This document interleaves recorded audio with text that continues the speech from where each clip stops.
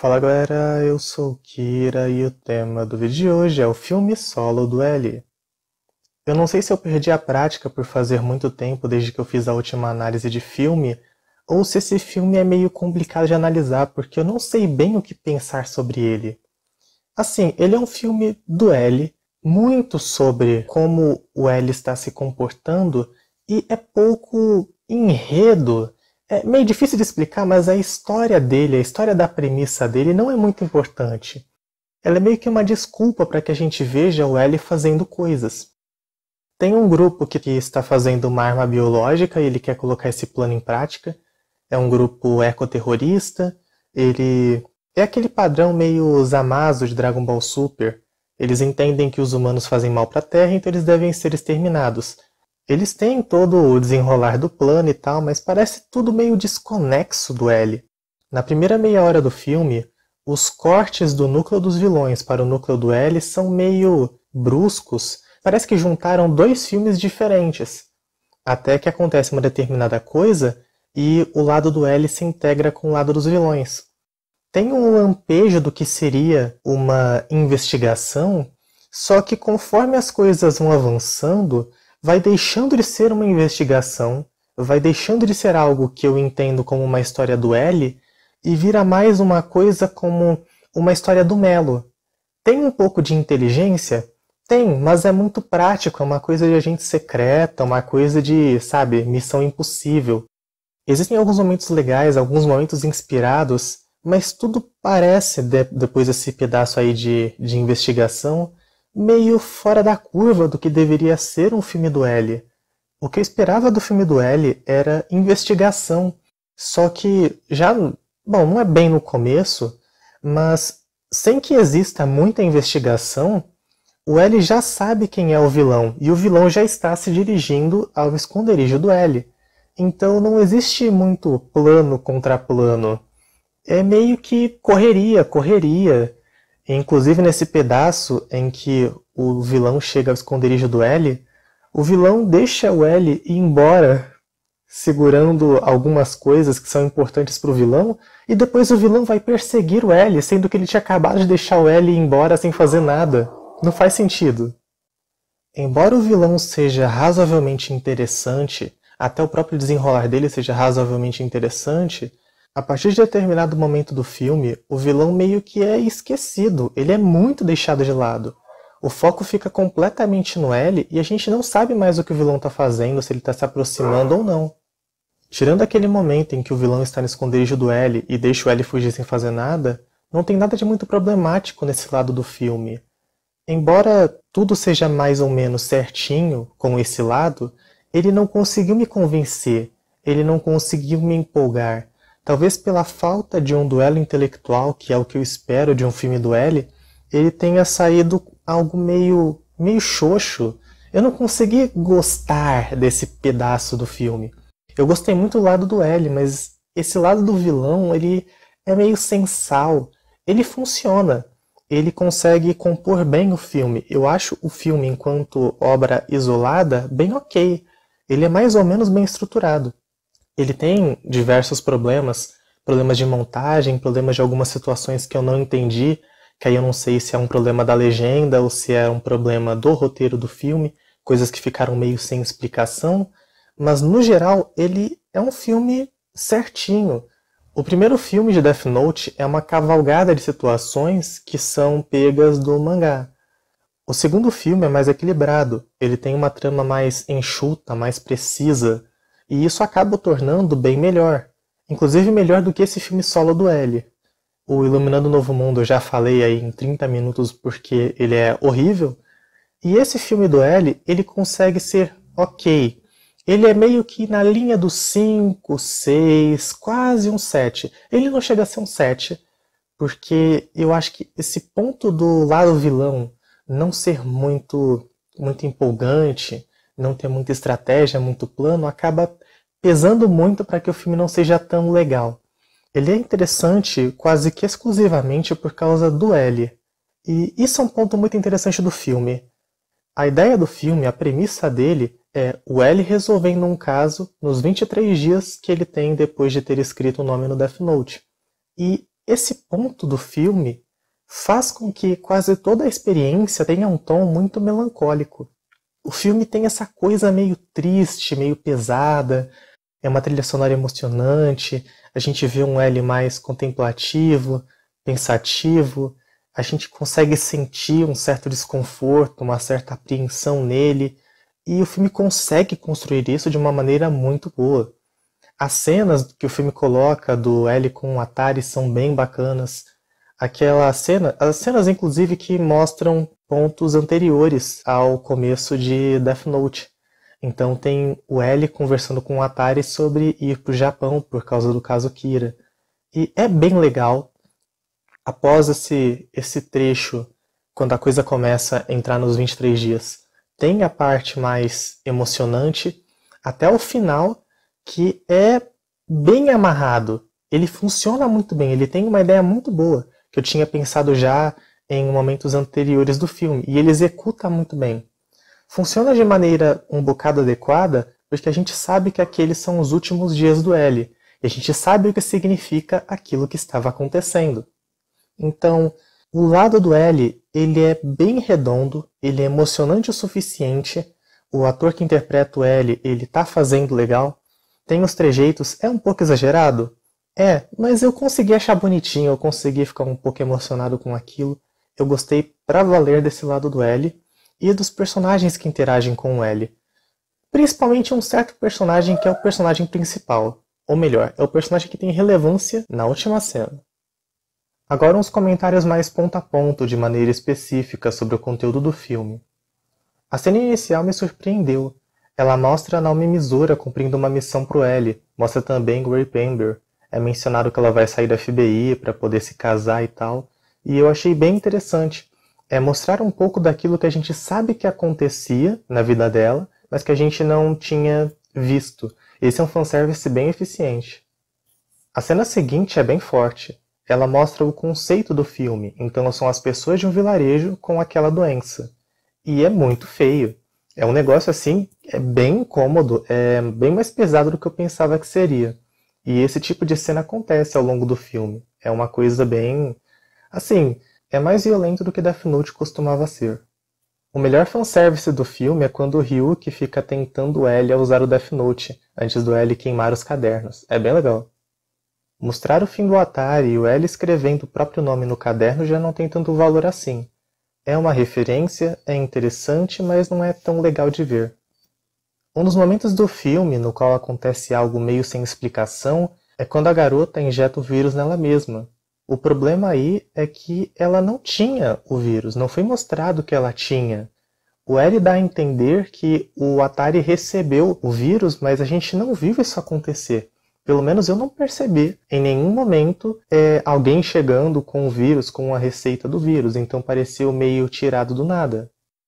A sacada da vilã de anunciar que a garota estava desaparecida e infectada foi ótima, mas apenas 1 ou 2 dos passageiros do trem sabiam sobre o vírus, então todos correrem não faz sentido. Tem um sujeito supostamente da FBI que chega para ajudar o L e mais tarde a gente descobre que ele queria pegar o Death Note. Isso é legal? Mais ou menos. Precisava? Com certeza não. Eu achei esquisita essa escolha porque não agrega nada na história. O filme não é sobre como o L muda o interior das pessoas, embora ele finja ser sobre isso em 2 momentos. Então é esquisito ele tentar jogar esse agente do FBI e colocar como se ele tivesse se tornado uma pessoa melhor a partir do convívio com o L. Um trecho super legal é quando a garota acha que uma vermelhidão é um sintoma da doença e o professor diz que não é, ele dá a entender que não é, só que depois ele puxa o L de canto e tem uma conversa que deixa claro que aquela vermelhidão é sim um sintoma da doença, mas ele não queria preocupar a menina, afinal, ela ficar preocupada ou não iria ajudar a resolver o problema. Aliás, se você não assistiu ao filme, o que ocorre é mais ou menos assim. A menina é filha de um cientista que desenvolveu um vírus, e ela recebe uma mensagem que leva ela ao Atari. Como o Atari está morto, o L acaba cuidando dela e recebe as informações sobre aquele vírus. Naquela vila da cena inicial, Tem um garotinho que é um sobrevivente, e ele recebe de um agente secreto uma orientação para telefonar para um determinado número, e esse número leva o garotinho ao L. E assim, essa garota e esse garoto acabam se tornando acompanhantes do L, e a gente vai vendo as interações deles. É uma coisa bem melancólica também que existe nessas interações em alguns momentos.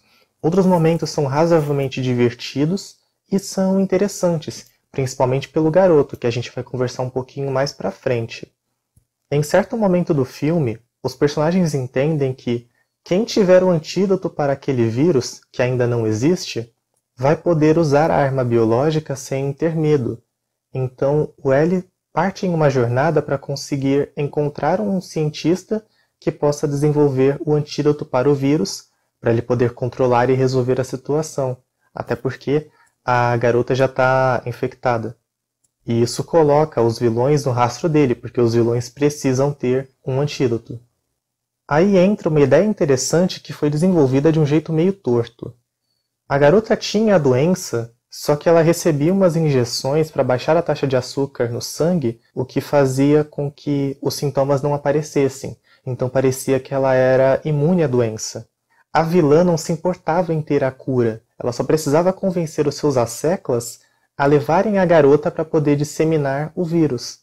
A garota tenta se vingar dela de um jeito absolutamente idiota e sem sentido, e também muito abrupto, e a vilã sequestra a garota e leva ela junto com seus asseclas para os Estados Unidos. Ou melhor, ela só chega até o aeroporto. Aí a intenção dela é sequestrar um avião e ir para os Estados Unidos para liberar o vírus por lá. Aí entra uma sequência que é uma das coisas mais inusitadas do filme. É o L agente secreto. Ele pega um carro junto com o outro agente que queria pegar o Death Note. Ele vai lá em direção ao aeroporto e tem uma sequência onde ele está correndo e ele pula para conseguir entrar no avião que já está tipo, em movimento. É um negócio surreal, não tem absolutamente nada a ver com L. A sequência nesse avião é bem pesada também, porque a doença começa a se espalhar e a gente vê aqueles sintomas horríveis, é um negócio muito feio. E tem todo um lance de o L já chegar com um monte de antídoto e falar, não, tem que distribuir os antídotos para todo mundo aí e tal. Detalhe que o cientista tinha dito que para fazer um antídoto demoraria tipo 5 anos e muito dinheiro teria que ser investido. Só que em 3 dias ele desenvolveu umas 50, 60 doses do antídoto. É muito estranho. É lógico que é da hora ver o L salvar o dia. Ele vai lá para pilotar o avião, para pisar no freio, para o avião não bater lá no prédio do aeroporto. Só que isso não é L e isso também não é Death Note. É muito estranho. É como aqueles momentos do L do filme da Netflix. Ele age como se fosse um agente secreto de outros tipos. Aquela perseguição do L com o Light Turner. No caso desse filme solo do L, não é uma coisa tão fora da curva assim. Mas é exagerado. Não é o L, é o Melo. Era o Melo que fazia essas coisas, essas maluquices aí de se aventurar e tal. Mas, ainda assim, é legal, é bem executado e não é contraditório com o que o resto do filme apresenta, então é positivo. Outro problema dessa parte é que o L não tinha como saber qual era o avião em que a vilã estava. Ele nem passou pelo prédio do aeroporto, ele foi direto para a pista e já sabia qual era o avião. Esse plano, inclusive, é um prenúncio de um apocalipse viral muito eficiente. Dá para entender. Você solta o vírus no avião, você chega em um lugar populoso, pronto, você já lascou tudo. É apocalipse zumbi. Tem uma certa redenção da vilã, que o L fica forçando a barra para dizer para ela que ela devia ter uma chance de viver e tal, que não faz muito sentido. O L não é daquele jeito, ele não é um personagem que faz aquele tipo de coisa. E a vilã era uma maluca, então não me parece ser muito consistente ela ter um lampejo de redenção. Me parece até ser um pouco contra aquilo que o filme tentou estabelecer. Ela estava disposta a acabar com a própria vida para espalhar a doença pelo mundo? Como ela poderia mudar de ideia? Nesse momento, a garota desiste de se vingar da vilã, algo que não exatamente é relevante, não importa muito. A garota é meio qualquer coisa. Por mais que a interação dela com o L seja bem legal, tem aquele momento em que ela diz pro L acertar a postura e parar de comer doce porque isso faz mal para a saúde, mas ela em si é meio irrelevante. Ela só produz essas interações legais e ponto. Ela não parece nem ser necessária para o próprio desenrolar da história. Ou melhor, ela é só isso. Ela é uma ferramenta para que a história ande. Depois que tudo é resolvido, o L leva o garoto para o orfanato e diz para ele lembrar que sozinho não pode mudar tudo, mas que esse é o lado bonito do mundo. Eu acho a frase boba, mas a maior surpresa foi descobrir que ela não foi inventada pelo Player Taos. Finalizando a despedida, o L dá ao garoto o nome de Nier e lhe entrega um boneco. Inclusive, esse brinquedo é um que o garoto ficou olhando em certo momento do filme, então encaixou muito bem, e se tornou uma revelação muito legal. É uma história de origem muito bacana. Ela funciona, encaixa no fato de que o garoto se mostrou super inteligente ao longo do filme, inclusive tendo uma super memória. Então, esse é o tipo de fanservice que, de fato, acrescenta a história. Ele faz algo que é muito legal, que é ótimo, que encaixa no filme e que fica ainda melhor se você considerar aquilo que o Nier se tornou, aquilo que o Nier foi, o sucessor do L. De modo geral, o filme é bem equilibrado. Ele tem alguns problemas no roteiro, algumas coisas são um pouco estranhas, algumas coisas parecem não fazer sentido, tem alguns saltos lógicos nas deduções do L, mas não é nada de muito problemático. Então isso não tira muito da qualidade do filme. Embora aquele pedaço dos vilões seja um pouco sem sal, como eu já comentei, esse lance das interações do L, da melancolia, vê-lo fazendo outras coisas, resolvendo outros casos, e esse final com o Nier e com o L sumindo no horizonte com uma música triste e tal, a gente sabendo o que vai acontecer, é muito bom. Como experiência para um fã do L, o filme é muito funcional. Como um filme isolado, ele não é tão relevante assim, ele não consegue ser tão válido, mas ele ainda é um filme. Ele não é só uma coisa para o fã de Death Note, ele avança, ele vai para além do fã de Death Note. É diferente dos outros live actions. Claro que o grande motivo para isso é que este filme tem uma história muito mais enxuta. Como os outros filmes tentam fazer um monte de coisa, adaptando ou criando, como foi o caso do Iluminando o Novo Mundo, eles não funcionam tão bem. É importante destacar que o filme teve menos investigação do que eu esperava, e isso me irritou. Comenta aí a sua opinião sobre o filme solo do L. Curta o vídeo se você gostou, e se inscreva no podcast do Kira, porque quase todos os domingos tem vídeo novo de crítica ou de análise de algum filme, anime ou série. É isso aí, pessoal. Até a próxima!